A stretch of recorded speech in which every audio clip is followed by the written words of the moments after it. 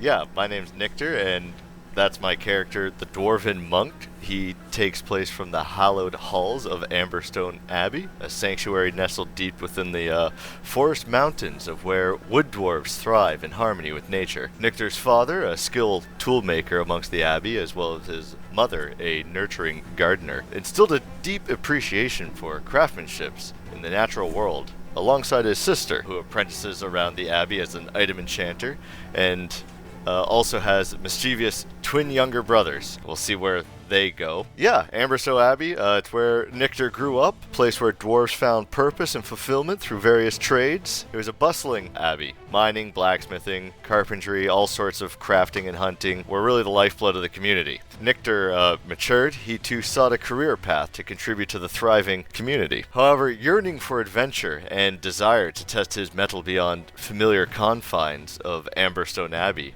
something pulled at his heart. Hearing the tales of the renowned Obsidian monks, a revered order of warrior monks known for their mastery in combat, he made the bold decision one night to join their ranks, feeling that learning under them would give him the protection needed to go out into the world and seek enlightenment for himself.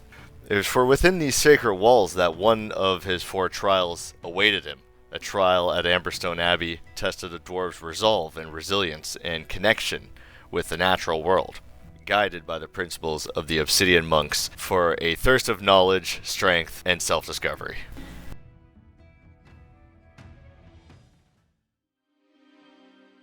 On the steps of Amberstone Abbey, Niktor is approached by Lila Summerfield, an elderly elven monk with a wide-brim hat, bees buzzing around her, her arms filled with pots and jars of Amberstone Abbey honey. Young apprentice, could you join me this morning in Seafall? I fear these pots of honey are just too heavy for me, and I will tip them over if I don't have some help.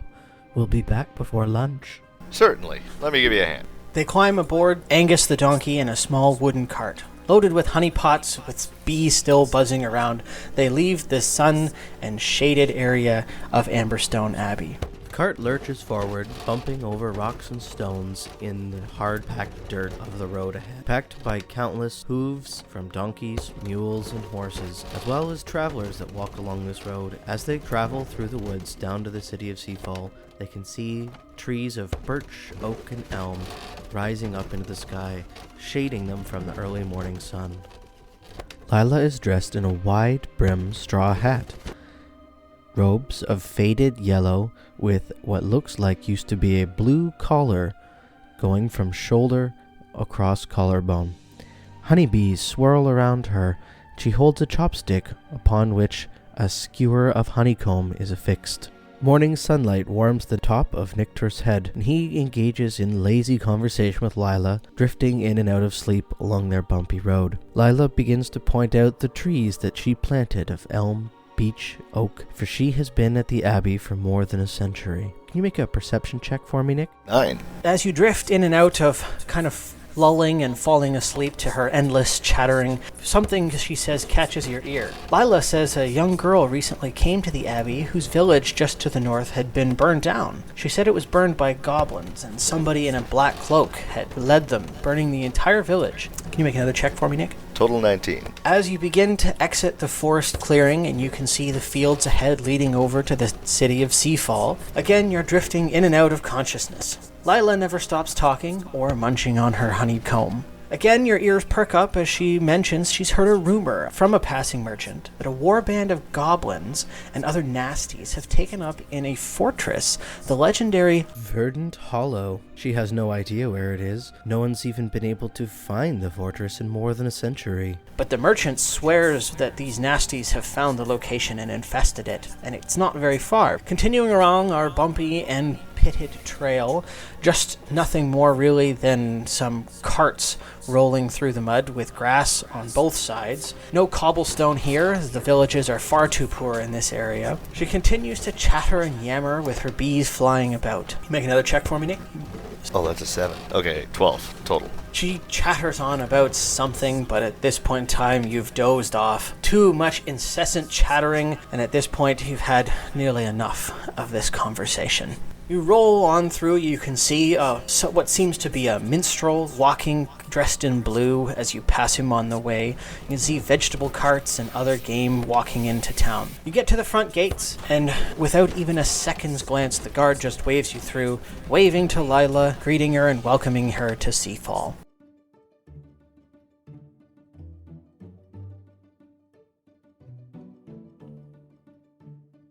As they trundle through the streets, it's not a very large place. No more than a few rows of houses in, a wide open square that is covered in cobblestones serves as the market center. Lila guides Angus the donkey right over directly to a man perched on a large stool surrounded by a few attendants dressed in some finery. Hello, Alric. We're here to sell some honey. Ha ha ha, Lila. Good to see you again. Your usual spot, I presume? Yes, please. Meet Niktor, our young apprentice at the Abbey. Hello, Elric. Pleasure to meet you. Ha ha ha. Well met, Niktor. Have you sampled this honey? Are you a beekeeper, just like Lila? Well, I've only admired from afar. I don't mind helping around, and I get a taste from time to time.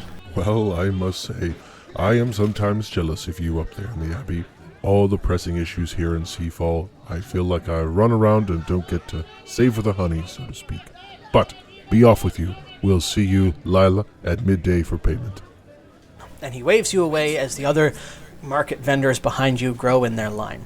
Lila nods politely, guiding Angus over to a well-trod spot in the market, about the middle of the market, so there's vendors on either side. She jumps down from Angus, unties him, and turns to you. Well, Niktor, would you like to take Angus over to the hitching post, or set up the cart full of honey here? The decision is yours. Oh, I'll take care of the old steed here. She hands Angus the donkey to you with a slight bray, and she points over just to the northern side of the market where there are hitching posts, many horses, donkeys, mules already hitched. Come along now, Angus. He follows you ever slowly. He would appear to be such an old donkey he can barely keep his feet moving the next step. As you get to the north side of the market and hitch Angus without too much of a problem, there are vendors beginning to set up wares all through the market. Now the question becomes, do you return to Lila right away, or do you decide to explore the market quickly? I'll peruse on my way back, see right. what the other vendors are selling. As you wander through the market, there are vendors selling produce and tomatoes, carrots. You can hear the banging of an iron worker in a blacksmith at the far end of the market. Oh, I'm just smiling at people hard at work today. Just doing some good old-fashioned window shopping. Well, it's all outdoor market. Think of a farmer's market, but instead of like tents, they'll have little carts or little tables that they'll set up to sell their produce. So long as they understand the concept of window shopping. Are you expecting much business today? Oh, aye. It'll be a good day today. Roderick be my name. Onions be my trade. Green onions, red onions, delicious onions. That's what we do here at Roderick's produce cart is all onions. Well, I am the curious sorts for a bit of flavor in my food. I don't have any special spices here at this cart, but I do have some green onions. In fact, I bet I even have a few potatoes hiding away in here. Look at that. Indeed I do. A pair of nice potatoes. Would you like these potatoes, good sir? Well, you know, I was going to do most of my shopping here at the end of the day, but it looks like you got yourselves a good pair of onions right there. I'll take those from you right now. Let me bag 'em up for you, sir. Again, I got the best onions in the market. You couldn't be any happier with these here onions. Are you a vendor here in the market? Well, not me personally. I'm helping a fellow member of the Abbey set up and sell honey. Drop on by, we can talk later about it if you'd like to take some home with you. You are from the famous Emberstone Abbey? You are the beekeeper there? It is an honor to meet you, sir. Roderick be my name, and again onions be my trade. Well, I tend to the Abbey. I'm just assisting the keeper, but yes, that's the very same honey. Well, in that case, my boy, take these onions on the house. I hope you give me a good deal when I stop by this afternoon. Nothing better for a sore throat or a cough than Amberstone Abbey honey. Well, that's always good to hear. I hope to see you before the day's end. You got it, Roger. We'll see you later. As Bye. you proceed through the market, about 10 more steps, you can see Lila beginning to make her first few sales in small pots, large pots. Vendors are coming and chatting with her, shaking her hand. You make a perception check for me? A 9. A 9. Okay. All of a sudden you hear a commotion. There's noise, shouting from the side of the market, and panicked screams. You can't see anything further afield than that. And Am then I able to make an insight? So far, all you can hear is panicked screams. Make another one? Oh, total 21. All right. You can hear almost like painful screams now coming from the side. You see market carts tipping over and banners and tents tipping, like people are running past you in all directions. You can see Lila ahead, about maybe 10 or 15 feet, looking startled. Behind you, Roderick begins to quickly try and pack up his wares in his coin box. And then suddenly, through the final row of market vendors, a cart tips and 2 goblins jump on the top. Make a perception check.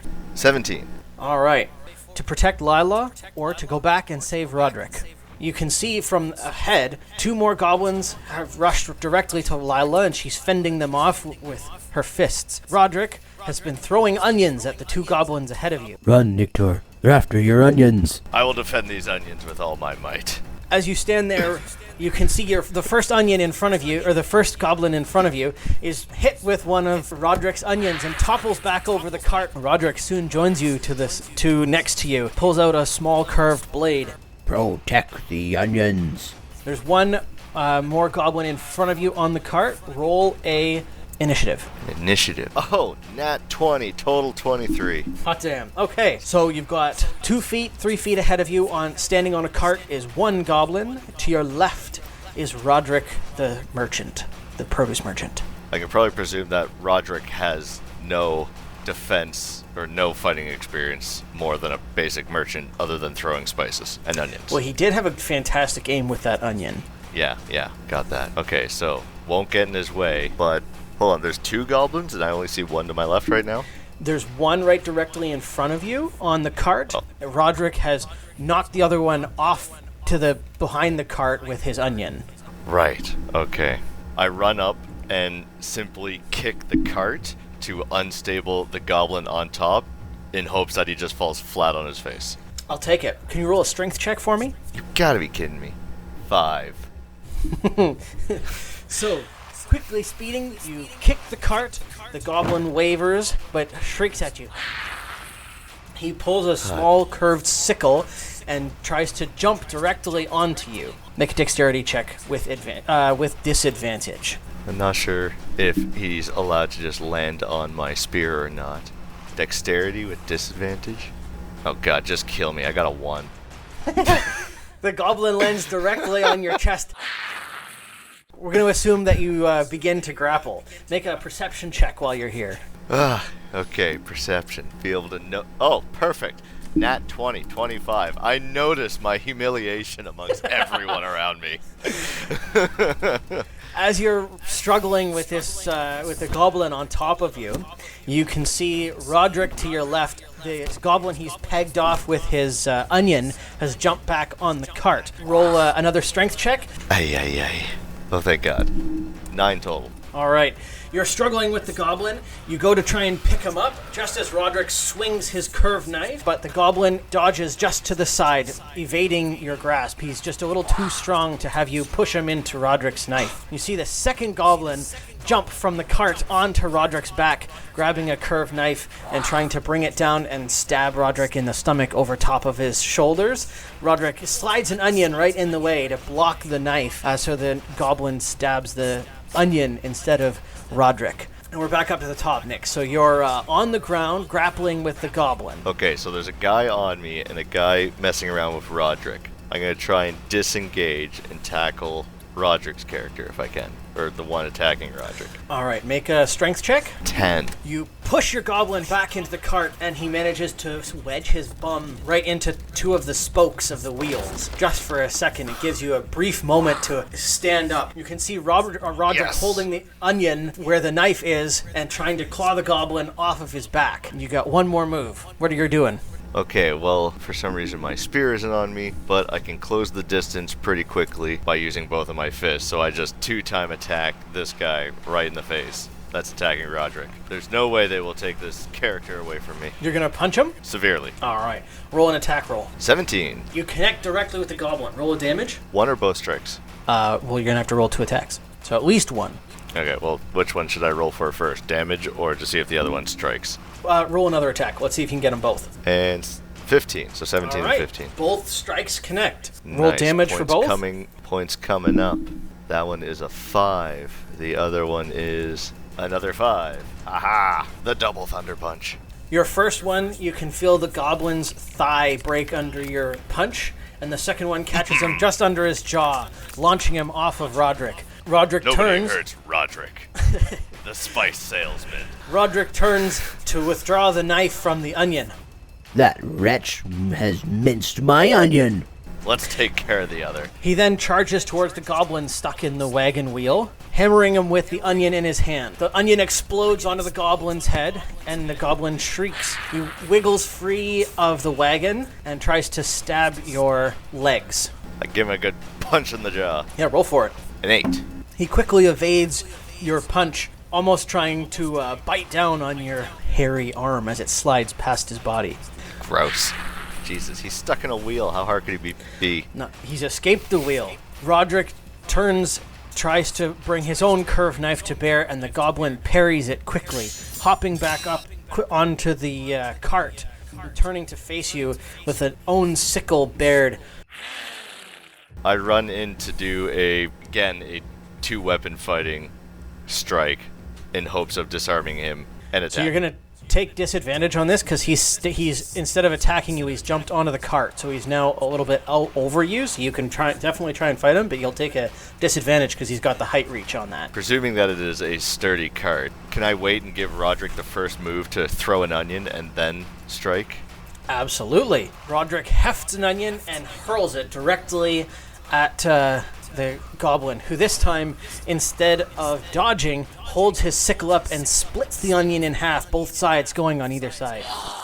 Well, while he was doing his super cool accuracy stunt, I just grabbed him by the ankle and give him a good yank. Actually, you know what? Just make a regular attack, and I'll give you advantage on this, because he's going to be distracted. Boop. Here we go. Come on, no whammies. What is that number? 19. All right, you grab his ankles, and I Give him a assume good pull him slam. down. Pulling him down, roll as though that's an unarmed strike, Nick. A single unarmed strike, 5 points. Oh, you can hear the sickening crunch as his head bounces off the cart. Roll a second damage as you pull him from the cart onto the ground. Oh, geez, I was hoping for an interrogation, but here we go. Oh, dear. Oh, I'm not sure if he's getting up. We got a total of 7 here. All right, he hits the ground, groggy as his head bounces over some of the cobblestones there, dropping his sickle, but he's more or less incapacitated at this point. Is there any others that I have to be worried about? Is it just 2 mischievous little Roll a perception check. green things? Little green things. Just green things they are. I rolled an 18, 23 total. As you gaze around the market, there is absolute pandemonium. Goblins run everywhere. Carts tipped. People are being chased down. You even see a handful of orcs running through the streets with big, broad falchions cutting villagers and market vendors. You can see a number of soldiers engaged, like city guards engaged with some goblins. And you even turn to see Lila now fending off 3 goblins, one lying at her feet, but she's bleeding from more than a dozen wounds. Roderick jumps onto the goblin with an onion and sticks an onion directly in the goblin's face. Have that, you bastard. Enjoy your onion. Well deserved, Roderick. But please, join my friend Lila over there.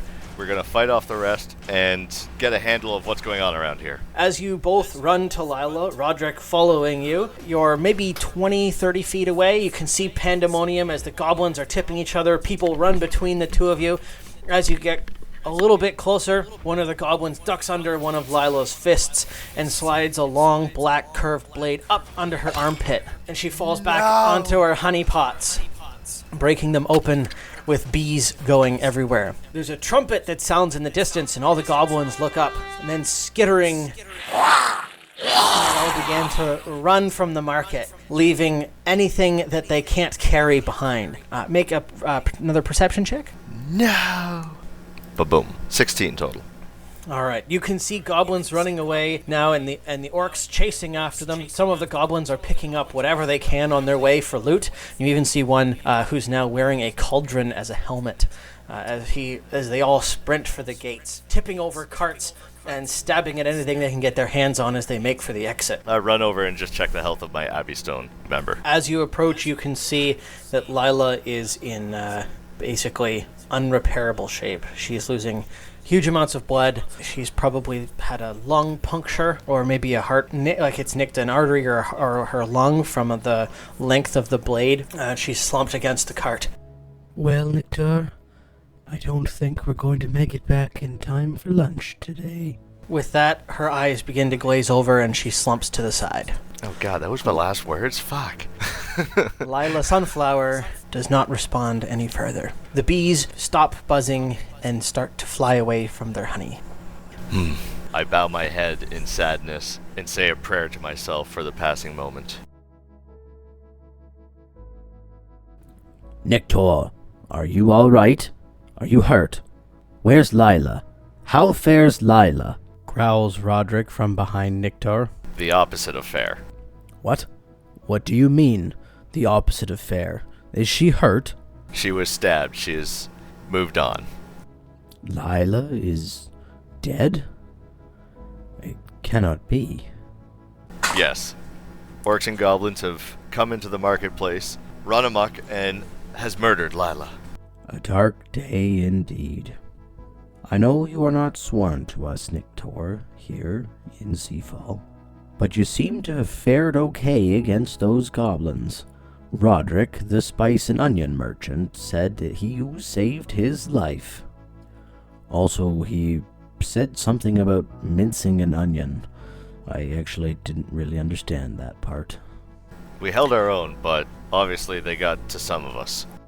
I know my brother, Cedric, Tamur of Seafall, will want to clear out this band of goblins. However, with the chaos around here and with this many men being wounded, we can't launch in unprovoked.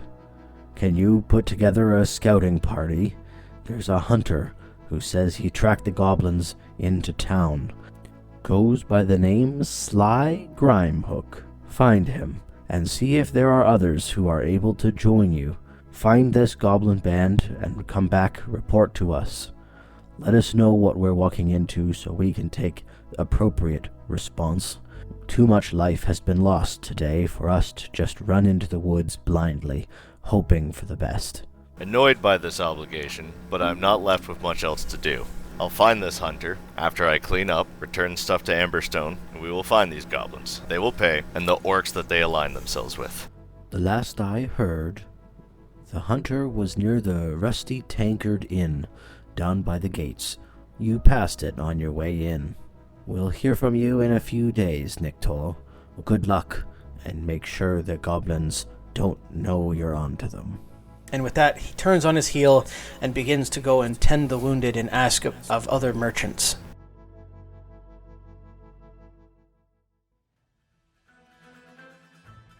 Thanks for listening to Niktor's Prologue campaign, part of Legend of the Driftwood Crown. If you enjoyed this episode, feel free to reach out on Facebook, Instagram, or leave us a podcast review. We read every single message that you send us on any platform. Thanks again, and we look forward to seeing you in the next episode.